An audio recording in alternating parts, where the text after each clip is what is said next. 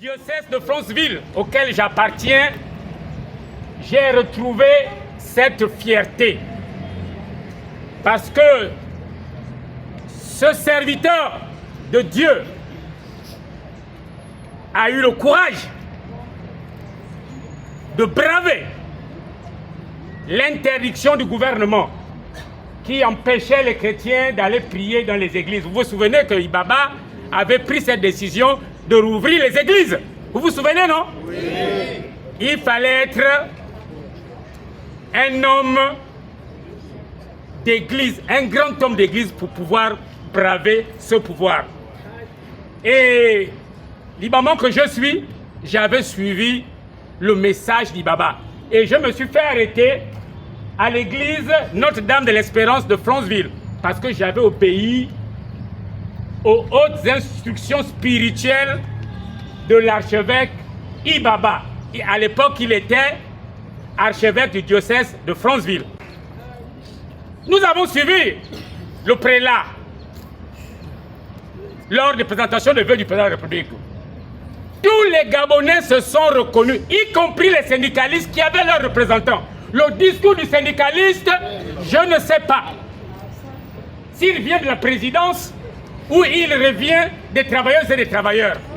Mais tous les Gabonais, de toutes les confessions religieuses, de toutes les professions, de toutes les ethnies, de toutes les couches, nous nous sommes tous retrouvés dans ce discours. Et ce discours-là m'a rappelé un autre grand homme d'église, le pape Jean-Paul II. Quand il est arrivé à Varsovie, en Pologne, il a dit ceci aux Polonais: n'ayez pas peur. Il a dit n'ayez pas peur. Et ce message de l'archevêque Ibaba ce jour-là voulait dire aux Gabonais: réveille-toi, lève-toi et marche. N'ayez plus peur. N'ayez plus peur. N'ayez plus peur. Voilà le sens de ce message. N'ayez plus peur. Parce que l'archevêque Ibaba a compris que la vie des chrétiens n'était pas incompatible avec la politique. Comme disait un éminent professeur de droit français, Jean-Pierre Cotte, qui disait: les problèmes politiques sont les problèmes de tout le monde. Et les problèmes de tout le monde sont les problèmes politiques. Retenez-le. Les problèmes de tout le monde sont des problèmes politiques. Les problèmes politiques sont les problèmes de tout le monde. Si vous vous détournez de la politique, vous vous détournez des problèmes qui nous concernent tous. N'ayons plus peur. Et nous sommes venus ici, ce matin, massivement, pour dire merci. Les Velewe, Akiba, Diboti, Akewa, Malumbi, quoi d'autre? Thank you. Gracias à l'archevêque de Libreville. Mais l'archevêque a fait son boulot. Il nous revient, à nous, de faire aussi le nôtre. Nous devons maintenant nous tenir derrière l'évêque, derrière l'église. Quand je dis l'église, voyez aussi la mosquée. Voyez aussi le temple, Bouiti. Voyez aussi toutes ces religions. Mais on ne se tient pas debout les bras croisés. On se tient debout derrière pour pousser, pour qu'on avance devant. Chers compatriotes, il n'y a de révolution que là où il y a conscience. Si l'Église a pris la mesure de la souffrance, l'Église qui semblait être autiste, qui semblait être atteinte de surdité sociale, nous montre aujourd'hui qu'il n'en est rien. C'était juste une affaire des hommes. Et aujourd'hui, nous avons les hommes de l'Église qu'il faut à la tête de notre Église. Soyons aussi dignes de ces hommes d'Église. Ne les décevons plus. Restons scotchés au discours de l'Église au discours de l'évêque. Donc je salue encore une fois l'action de l'Église. Église du Gabon, lève-toi et marche. Jeunesse gabonaise, lève-toi et marche. Peuple gabonais, lève-toi et marche.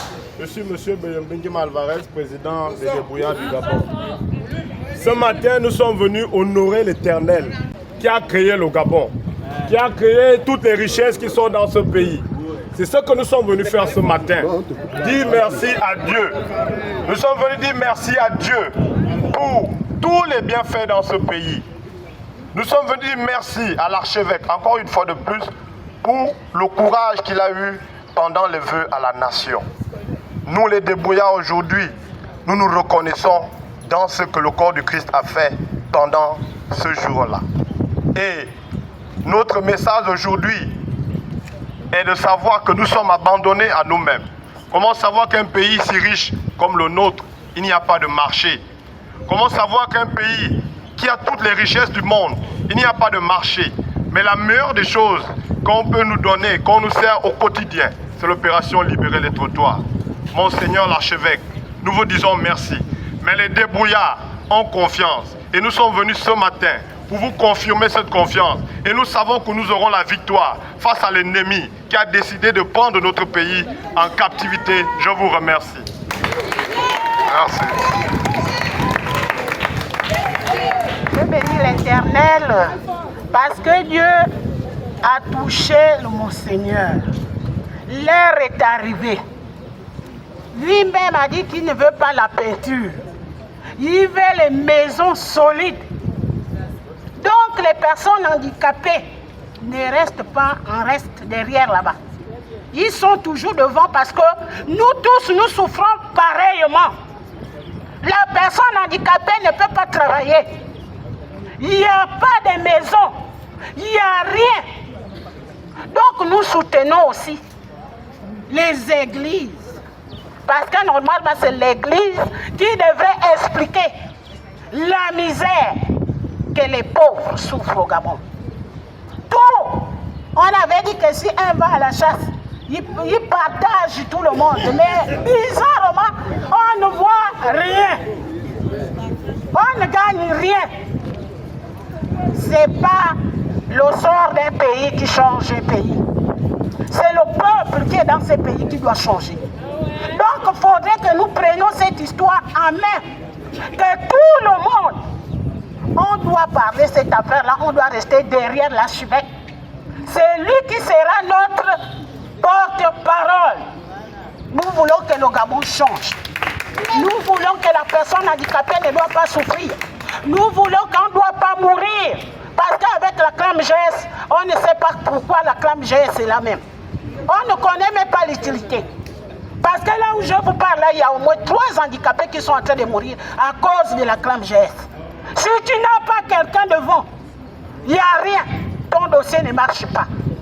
Donc je vous remercie que l'heure a déjà sonné. Nous remercions l'archevêque au nom de Jésus. Amen. Je dois remercier d'abord l'archevêque qui a eu le courage de dire à M.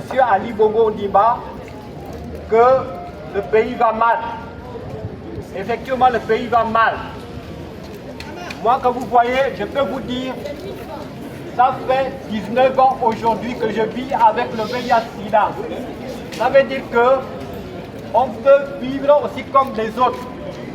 Mais malheureusement que nous avons à la tête un gouvernement qui est incompétent.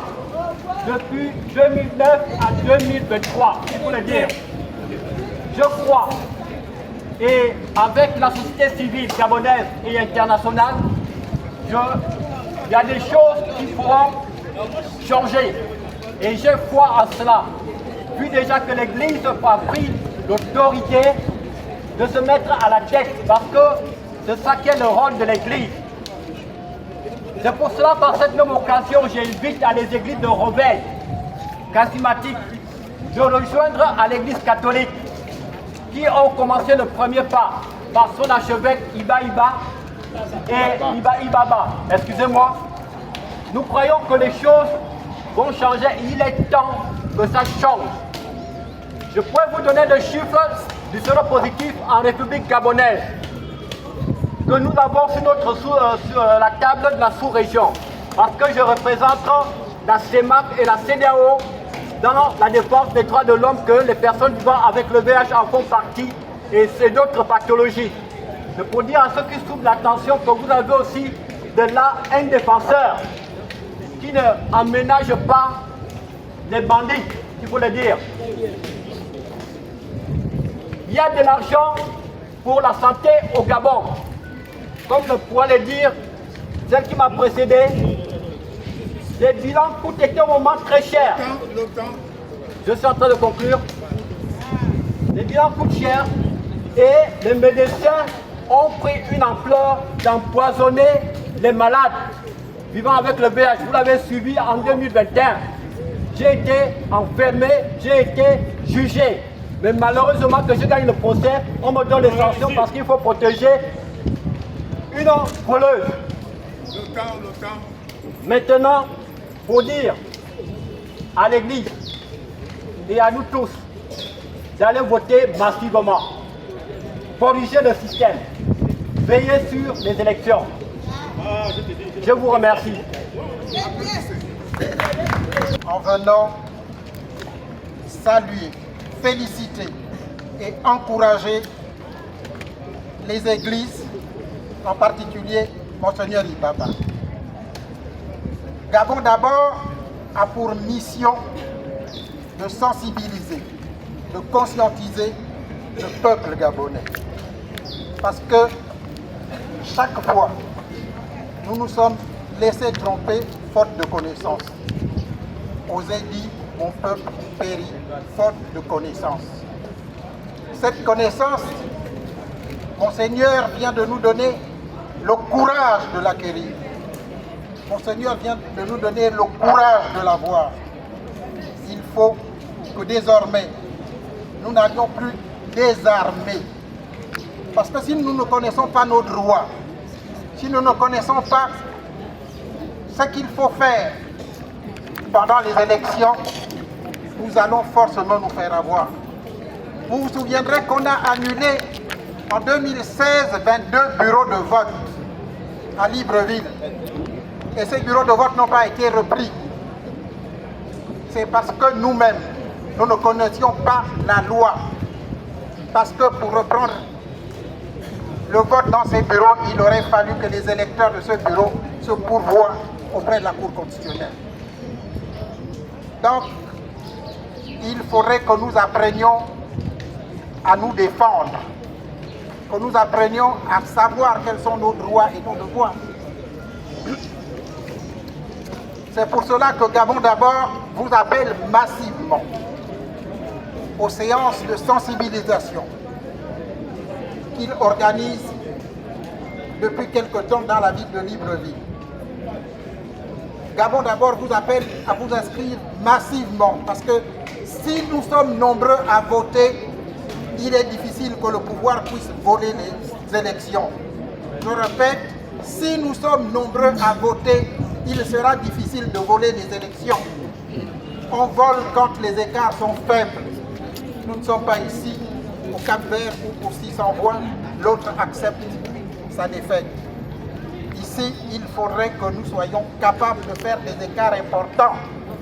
S'il y a 100 000 voix d'écart, personne ne pourra utiliser des provinces d'ajustement.